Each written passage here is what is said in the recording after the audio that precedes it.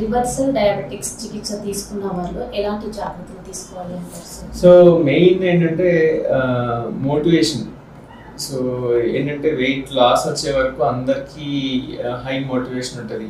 అంటే ఆ డైట్ కానీ ఎక్సర్సైజ్ కానీ, అంటే మనకు టార్గెట్ ఉంది కదా, రివర్స్ చేయాలి అనే ఒక టార్గెట్తో చేసేటప్పుడు మోటివేషన్ ఎక్కువ ఉంటుంది. సరే డైట్ చేయటం, ఎక్సర్సైజ్ చేయటం, వెయిట్ తగ్గేలాగా కాన్సన్ట్రేట్ చేయటం, ఇవన్నీ చేస్తారు.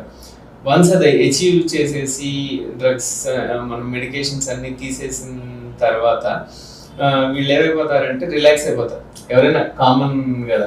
సో మళ్ళీ ఆ ఓల్డ్ డైట్ కానీ లైఫ్ స్టైల్ కానీ, అంటే ఎక్సర్సైజ్ కొంచెం తక్కువ చేయడం కానీ కామన్గా జరుగుతుంటాయి.